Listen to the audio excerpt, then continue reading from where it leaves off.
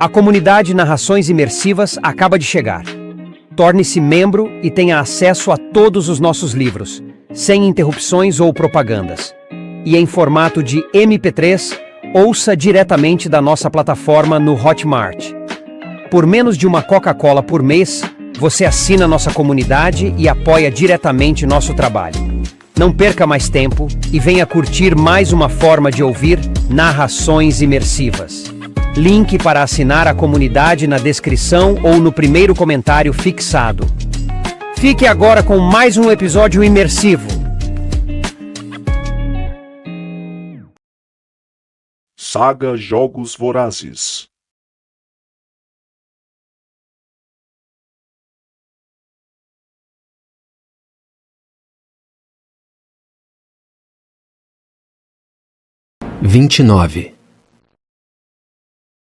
Coriolano seguiu mecanicamente pelo resto dos procedimentos, permanecendo com expressão impassível e mudo, enquanto voltava para a base, devolvia a arma e andava até o alojamento. Ele sabia que as pessoas estavam olhando para ele. Era de conhecimento geral que Sejanus era seu amigo, ou pelo menos membro do seu pelotão. Queriam vê-lo desmoronar, mas ele se recusou a dar essa satisfação às pessoas. Sozinho no quarto, tirou lentamente o uniforme, pendurou cada peça com cuidado e ajeitou as dobras com os dedos. Longe de olhares fofoqueiros, permitiu que o corpo murchasse, os ombros relaxassem de cansaço. Só tinha conseguido ingerir alguns goles de suco de maçã naquele dia. Sentia-se debilitado demais para se juntar ao pelotão no treino de tiro, para enfrentar mosquitinho e poste e sorriso. Suas mãos estavam tremendo demais para segurar um fuzil. Então ele se sentou de cueca na cama de poste no quarto sufocante, esperando pelo que viria a seguir. Era só questão de tempo. Talvez ele devesse se entregar, antes que fossem prendê-lo porque Spruce confessou, ou, o mais provável, porque Sejanus revelou os detalhes dos assassinatos. Mesmo que eles não tivessem dito nada, o fuzil dos pacificadores ainda estava por aí, coberto com seu DNA. Spruce não fugiu para a liberdade. Deve ter ficado escondido até poder resgatar Liu. E se tinha ficado no Distrito 12, as armas também estavam lá.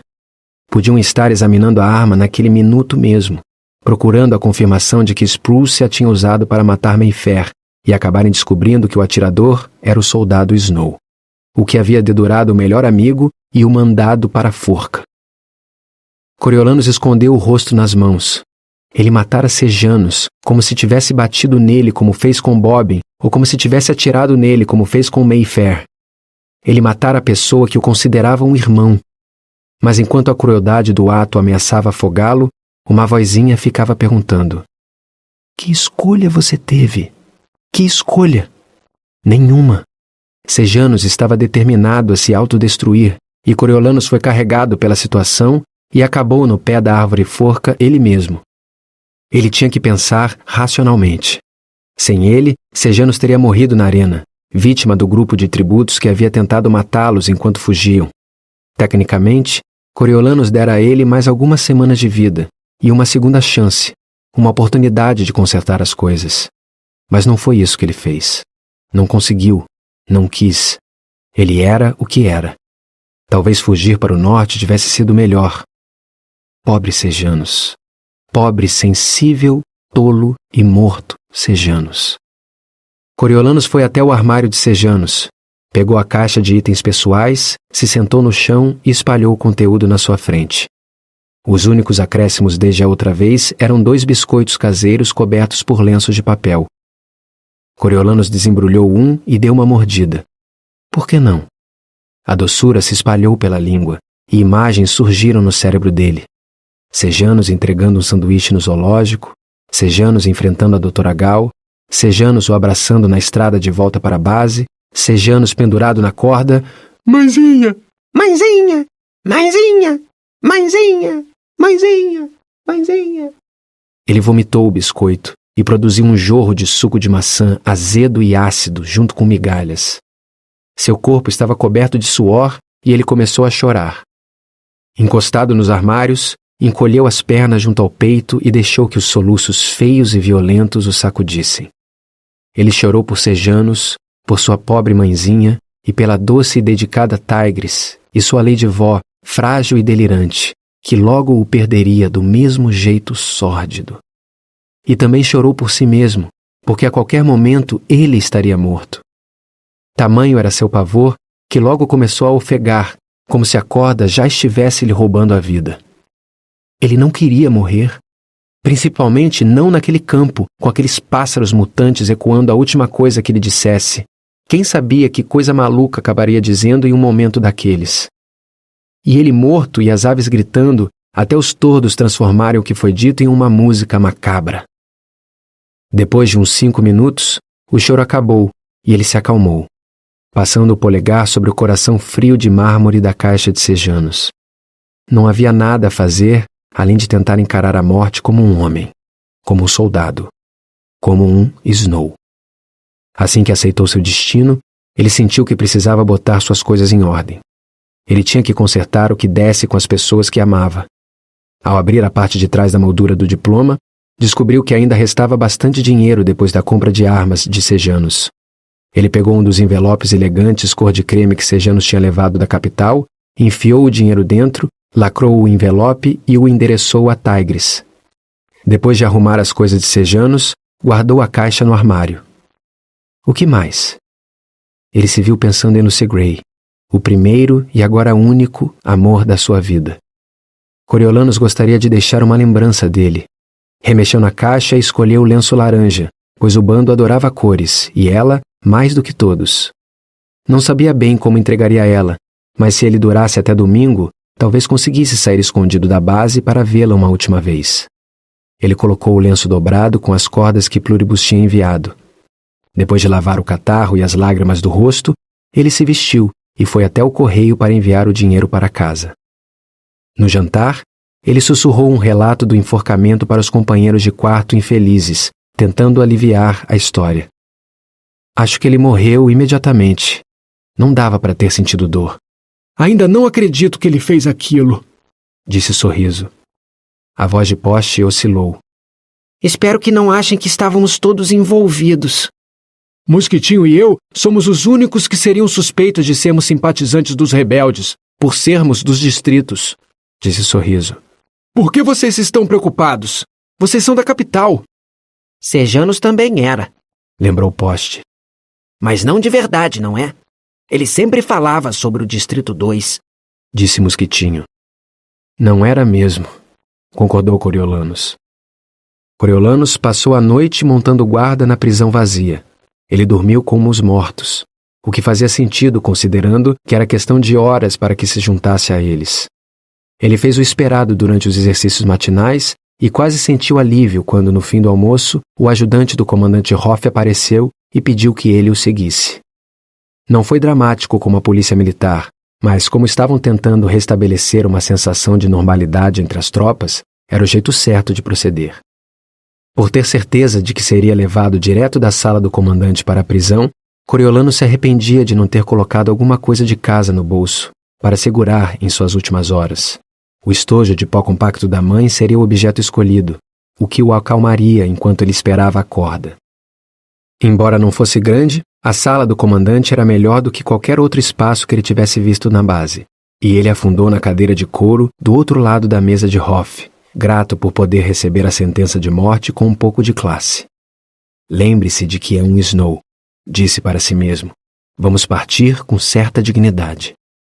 O comandante dispensou o ajudante, que saiu do escritório e fechou a porta. Hoff se encostou na cadeira e observou Coriolanus por um longo momento. Foi uma semana e tanto para você. Sim, senhor. Ele queria que o homem fizesse logo o interrogatório. Estava cansado demais para brincar de gato e rato. Que semana, repetiu Hoff. Eu soube que você era um aluno excelente na capital. Coriolanus não tinha ideia de quem tinha dito isso para ele e se perguntou se podia ter sido Sejanos. Não que importasse. É uma avaliação generosa. O comandante sorriu. E modesto também. Ah, me prende logo, pensou Coriolanus. Ele não precisava de um longo discurso sobre a decepção em que se transformou. Eu soube que você era amigo íntimo de Sejanus Plint, disse Hoff. Ah, lá vamos nós, pensou Coriolanus. Por que não acelerar a coisa logo em vez de arrastá-la com negações? Nós éramos mais do que amigos. Éramos como irmãos. Hoff olhou para ele com solidariedade. Então, só posso expressar a mais sincera gratidão da capital pelo seu sacrifício. Como? Coriolanus olhou para ele sem entender. Senhor? A doutora Gal recebeu sua mensagem pelo Gaio Tagarela, relatou Hoff. Ela disse que enviá-la não devia ter sido uma escolha fácil para você. Sua lealdade à capital teve um custo pessoal alto. Um adiamento, então. Aparentemente, a arma com seu DNA ainda não tinha aparecido. Eles o viam como um herói da capital em conflito. Ele adotou uma expressão de sofrimento, como adequado a um homem lamentando a perda do amigo. Sejanus não era ruim, só estava confuso. Concordo. Mas conspirar com o inimigo ultrapassa um limite que não podemos nos dar ao luxo de ignorar, infelizmente. Hoff fez uma pausa para pensar. Você acha que ele pode estar envolvido nos assassinatos? Coriolanus arregalou os olhos, como se a ideia nunca tivesse passado pela cabeça dele. Assassinatos? Você quer dizer do prego? A filha do prefeito e... O comandante remexeu em uns papéis, mas decidiu que não precisava. O outro sujeito. Ah, acho que não. Você acha que tem ligação? Perguntou Coriolanus, como se intrigado. Não sei. Não me importo, disse Hoff. O jovem andava com os rebeldes e ela andava com ele. Quem os matou me poupou de muitos problemas no futuro, provavelmente. Não parece a cara de Sejanus, disse Coriolanus. Ele nunca quis fazer mal a ninguém. Ele queria ser paramédico. Sim, foi o que seu sargento disse, concordou Hoff. Então ele não mencionou as armas? Armas? Não que eu saiba. Como ele conseguiria armas? Coriolanus estava começando a se divertir um pouco. Comprando no mercado clandestino? Ele é de família rica, pelo que eu soube. Bom, não importa. É provável que continue sendo um mistério, a não ser que as armas apareçam. Mandei pacificadores revistarem a costura nos próximos dias. Enquanto isso, a doutora Gal e eu decidimos manter segredo da sua ajuda em relação a Sejanus para sua segurança. Não queremos os rebeldes de olho em você, não é? É o que prefiro mesmo, disse Coriolanus. Já é bem difícil lidar com minha decisão de forma particular. Eu entendo. Mas quando a poeira baixar, lembre que você fez um serviço real pelo seu país. Tente deixar isso para trás. E como se lembrando de repente, ele acrescentou. É meu aniversário hoje. Sim, eu ajudei a descarregar o uísque para a festa, disse Coriolanus. Costuma ser agradável. Tente se divertir. Hoff se levantou e esticou a mão. Coriolanus se levantou e a apertou. Vou me esforçar. E feliz aniversário, senhor. Os companheiros de quarto o receberam com alegria quando ele voltou, cobrindo-o de perguntas sobre o fato de o comandante tê-lo chamado. Ele sabia que Sejanus e eu tínhamos histórias juntos e queria ver se eu estava bem, disse Coriolanus. A notícia melhorou o humor de todo mundo e a atualização das atividades da tarde deu uma certa satisfação a Coriolanus. Em vez de tiro ao alvo, eles poderiam atirar nos gaios tagarelas e nos tordos da árvore forca. O coral deles, depois do grito final de Sejanus, foi a gota d'água. Coriolanus ficou eufórico enquanto atirava em tordos nos galhos e conseguiu matar 3. Não estão tão espertos agora, não é? Pensou ele. Infelizmente, a maioria dos pássaros voou para longe depois de um tempo, mas eles voltariam. Coriolanus também voltaria, se não fosse enforcado primeiro. Em homenagem ao aniversário do comandante, todos tomaram banho e vestiram uniformes limpos antes de irem para o refeitório. Biscoito tinha organizado uma refeição surpreendentemente elegante, com bife, purê de batata e molho, junto com ervilhas frescas e não enlatadas. Cada soldado recebeu uma caneca de cerveja, e Hoff estava presente para cortar um bolo enorme com cobertura. Depois do jantar, todos se reuniram no ginásio, que tinha sido decorado com faixas e bandeiras para a ocasião. O uísque correu livremente, e muitos brindes improvisados foram feitos no microfone providenciado para a ocasião. Mas Coriolanus só percebeu que haveria entretenimento quando alguns soldados começaram a arrumar cadeiras. Claro! Disse um oficial. Nós contratamos a banda do prego. O comandante se diverte com eles. Lucy Gray. Essa seria a chance dele, provavelmente a única de vê-la de novo. Ele correu até o alojamento, tirou a caixa de pluribus com as cordas de instrumentos e o lenço e voltou correndo para a festa. Viu que seus companheiros tinham separado uma cadeira para ele na metade do salão, mas ele ficou no fundo da plateia. Se surgisse oportunidade, ele não queria chamar atenção ao sair. As luzes foram apagadas na parte principal do ginásio, deixando só a área do microfone iluminada, e a multidão ficou em silêncio. Todos os olhos estavam no vestiário, que tinha sido fechado com o cobertor que o bando usava no prego. Maud Ivory apareceu saltitante com um vestido amarelo ranúnculo com saia rodada e subiu num caixote que alguém tinha colocado na frente do microfone. Oi, pessoal! Hoje a noite é especial e vocês sabem por quê. É um aniversário! Os pacificadores bateram palmas com força. Maud Ivory começou a cantar a música antiga de aniversário e todo mundo cantou junto. Feliz aniversário! Para alguém especial! E desejamos muitos mais! Uma vez por ano, comemoramos o comandante Hoff. Feliz aniversário! Era só isso, mas eles cantaram 3 vezes enquanto o bando, um a um, foi assumindo o lugar no palco. Coriolanus inspirou fundo quando Lucy Gray apareceu com o vestido de arco-íris da arena. A maioria das pessoas acharia que era pelo aniversário do comandante, mas Coriolanus tinha certeza de que era para ele. Uma forma de se comunicar, de cobrir o abismo que a circunstância tinha cavado entre os dois. Uma onda sufocante de amor o percorreu com o lembrete de que ele não estava sozinho naquela tragédia. Eles estavam de volta à arena, lutando pela sobrevivência. Só os dois contra o mundo. Sentiu uma pontada agridoce ao pensar nela o assistindo morrer, mas também gratidão, porque ela sobreviveria. Ele era o único que tinha sobrado que poderia ligá-la ao local dos assassinatos. Ela não tinha tocado nas armas. O que quer que acontecesse a ele, havia consolo em saber que ela viveria pelos dois. Durante a primeira meia hora, ele não tirou os olhos de Lucy Gray, enquanto o bando cantava algumas das canções de sempre. Então, chegou um momento em que a banda toda saiu e a deixou sozinha na luz. Ela se acomodou em um banco alto e, seria a imaginação dele? Bateu no bolso do vestido, como tinha feito na arena. Era o sinal dela de que estava pensando nele, de que, mesmo separados pelo espaço, estavam juntos no tempo. Com cada nervo formigando, ele ouviu com atenção quando ela começou uma música desconhecida. Todo mundo nasce uma folha em branco, fresco como uma margarida, sem loucura na vida. Ficar assim não é nada fácil. Difícil como um jogo, é como pisar em fogo. Este mundo é sombrio, e este mundo é assustador. Já sofri duras penas, por isso meu dissabor. Por isso mesmo preciso de você. Você é puro como a neve fresca. Ah, não foi imaginação dele. A menção à neve confirmava. Ela havia composto aquela canção para ele. Todo mundo quer ser herói.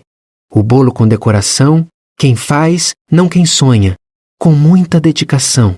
A transformação é demorada, como bater leite até virar manteiga, derreter de gelo até ser água. Este mundo fica cego para as crianças morrendo. Eu viro poeira, mas você está sempre tentando. Por isso mesmo preciso de você. Você é puro como a neve fresca. Os olhos dele se encheram de lágrimas. Ele seria enforcado, mas ela estaria lá, sabendo que ele ainda era uma pessoa genuinamente boa. Não um monstro que havia trapaceado e traído o amigo, mas alguém que realmente tentara ser nobre em circunstâncias impossíveis. Alguém que arriscara tudo para salvá-la nos jogos. Alguém que tinha arriscado tudo de novo para salvá-la de Mayfair. O herói da vida dela. Frio e limpo, caindo na minha pele, você me cobre. Você se transfere até meu coração. Até o coração dela. Todos acham que sabem tudo sobre mim. Querem me rotular, querem me classificar. Você apareceu e viu que era mentira. Você viu quem eu sou. Sim, é mesmo quem eu sou. Este mundo é cruel, cheio de problemas demais. Você pediu um motivo. Tenho 23, não mais. Por isso mesmo, confio em você. Você é puro como a neve fresca. Se havia alguma dúvida, aquilo confirmou. 23, o número de tributos aos quais ela sobrevivera nos jogos, só por causa dele. Por isso mesmo, confio em você. Você é puro como a neve fresca. Ela falou em confiança. Antes de necessidade, antes de amor, vinha a confiança. A coisa que ela mais valorizava. E ele, Coriolanus Snow, era em quem ela confiava. Enquanto a plateia aplaudia, ele ficou parado, segurando a caixa, emocionado demais para aplaudir junto. O resto do bando correu para o palco enquanto Lucy Gray desaparecia atrás do cobertor. Maud Ivory botou o caixote de volta no lugar e começou uma melodia vibrante. Há um lado sombrio e perturbado da vida, mas há um lado alegre e luminoso também. Coriolanus reconheceu a melodia. Era a música sobre o lado bom, a que ela havia cantado durante os assassinatos. Era a sua chance. Ele foi até a porta mais próxima da forma mais discreta possível. Com todo mundo lá dentro, ele correu em torno do ginásio até o vestiário e bateu na porta externa. Abriu-se na mesma hora, como se ela o estivesse esperando, e Lucy Gray se jogou nos braços dele. Por um tempo, eles ficaram parados, agarrados um no outro, mas o tempo era precioso. Sinto muito por Sejanus. Você está bem? Perguntou ela sem fôlego. Claro que ela não sabia de nada sobre o papel dele naquilo. Não muito, mas por enquanto ainda estou aqui. Ela recuou para olhar o rosto dele. O que houve? Como descobriram que ele ia ajudar Liu a fugir? Não sei. Alguém deve tê-lo traído, eu acho. Lucy Gray nem hesitou. Spruce. Provavelmente. Coriolanus tocou na bochecha dela. E você, está bem? Estou péssima. Tudo está horrível. Vê-lo morrer daquele jeito. E também tudo depois daquela noite. Sei que você matou Mayfair para me proteger, a mim e ao resto do bando. Ela apoiou a testa no peito dele. Eu nunca vou poder agradecer por isso. Ele acariciou o cabelo dela. Bom, ela se foi de vez agora. Você está protegida. Não de verdade. Não de verdade. Perturbada, Lucy Gray se afastou e começou a andar.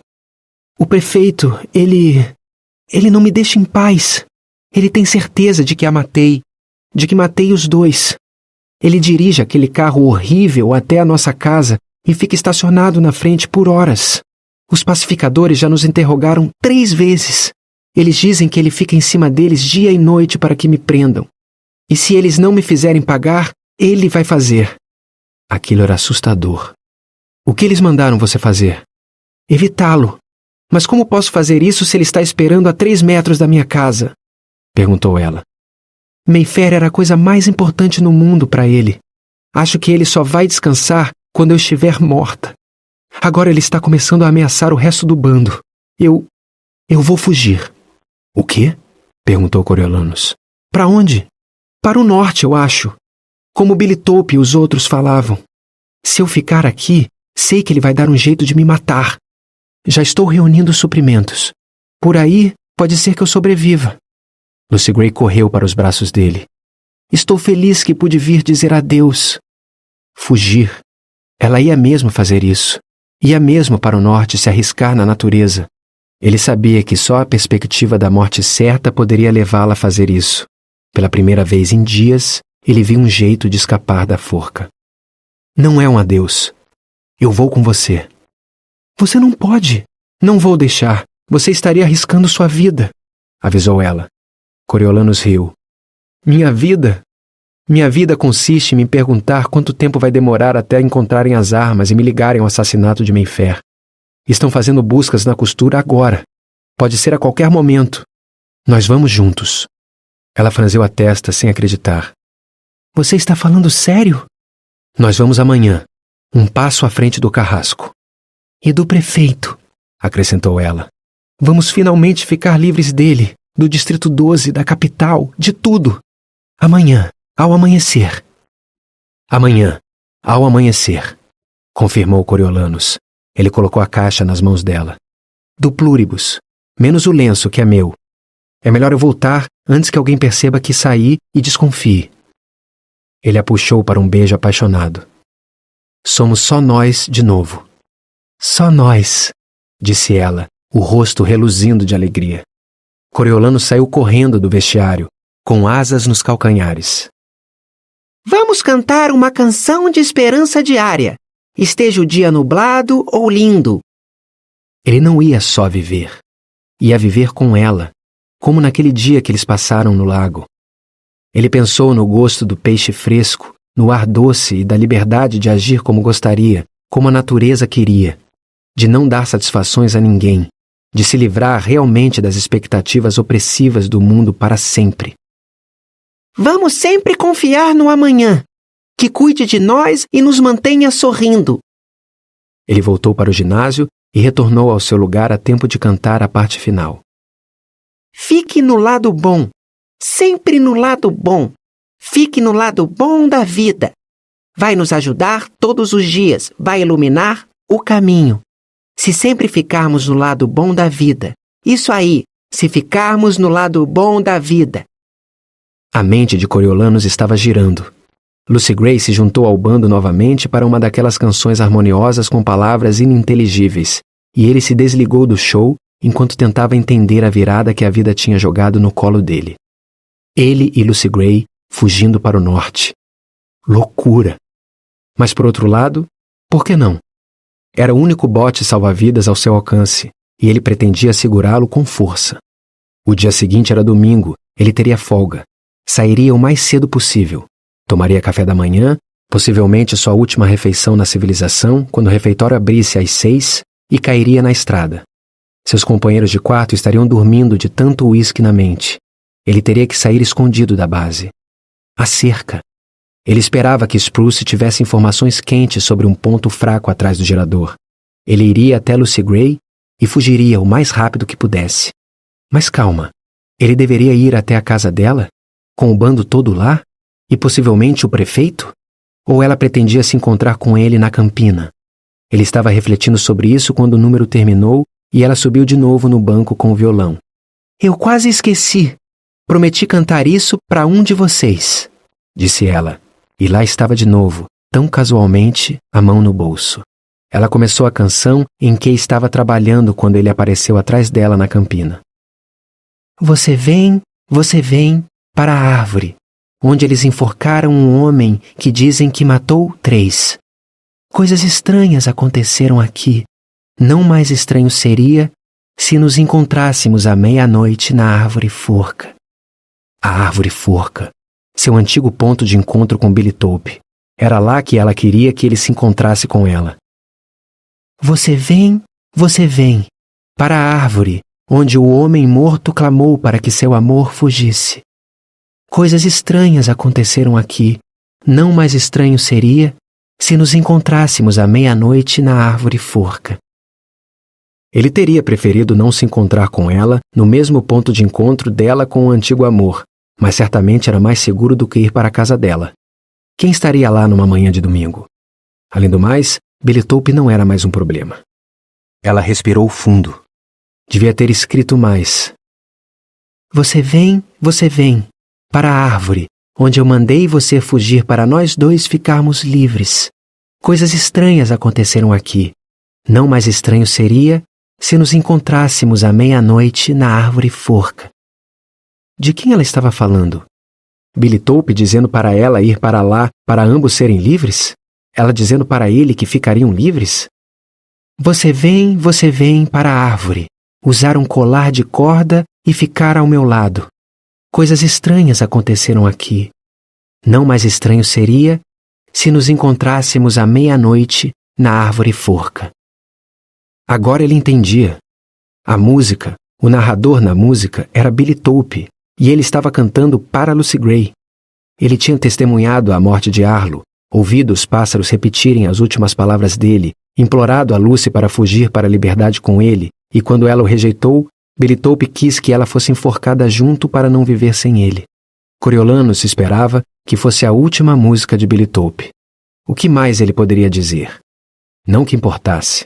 Aquela música podia ser dele, mas ela estava cantando para Coriolanos. Snow cai como a neve. O bando tocou mais algumas músicas e Lucy Gray falou: Bem, como meu pai dizia, é preciso ir dormir com os pássaros se queremos cumprimentá-los ao amanhecer. Obrigada por nos receberem hoje. Que tal mais uma rodada de bons desejos para o comandante Hoff? O ginásio bêbado todo cantou mais um coral de parabéns para você para o comandante. O bando fez uma reverência final e saiu do palco. Coriolanos esperou nos fundos para ajudar Mosquitinho a levar poste para o alojamento. Em pouco tempo, as luzes foram apagadas e eles tiveram que subir na cama no escuro. Seus companheiros desmaiaram quase imediatamente, mas ele ficou acordado, repassando o plano de fuga. Não exigia muito. Só ele, as roupas do corpo, algumas lembranças nos bolsos e muita sorte. Coriolanos acordou ao amanhecer, vestiu um uniforme limpo e guardou 2 mudas de cueca e meia nos bolsos. Escolheu 3 fotos da família, o disco de pó da mãe e a bússola do pai e escondeu no meio das roupas. Por fim, fez a silhueta mais convincente possível dele mesmo com o travesseiro e o cobertor e esticou o lençol por cima. Enquanto os companheiros roncavam, ele deu uma última olhada no quarto e se perguntou se sentiria falta deles. Ele se juntou a um pequeno grupo de madrugadores no café da manhã com pudim de pão, o que pareceu um bom presságio para a viagem por ser o favorito de Lucy Gray. Ele queria poder levar um pouco para ela, mas os bolsos já estavam lotados e não havia guardanapos naquele refeitório. Depois de tomar todo o copo de suco de maçã, secou a boca com as costas da mão, devolveu a bandeja para ser lavada e deixou o refeitório, planejando ir direto para o gerador. Ao sair no sol, 2 guardas se aproximaram dele, armados, não ajudantes de ordem. Soldado Snow, Disse um. você está sendo chamado na sala do comandante. Uma injeção de adrenalina disparou pelo corpo dele. Seu sangue latejou nas têmporas. Isso não podia estar acontecendo. Não podiam estar indo prendê-lo quando ele estava à beira da liberdade, de uma vida nova com Lucy Gray. Seu olhar se desviou para o gerador, a uns 100 metros do refeitório. Mesmo com seu treino recente, ele nunca conseguiria. Nunca. Só preciso de mais 5 minutos, ele suplicou para o universo. 2 já servem. O universo o ignorou. Ladeado pelos guardas, ele empertigou os ombros e foi direto para a sala do comandante, se preparando para o destino. Ao entrar, o comandante Hoff se levantou da cadeira, fez posição de sentido e prestou continência. Soldado Snow, Disse ele. quero ser o primeiro a dar os parabéns. Você parte amanhã para a escola de oficiais.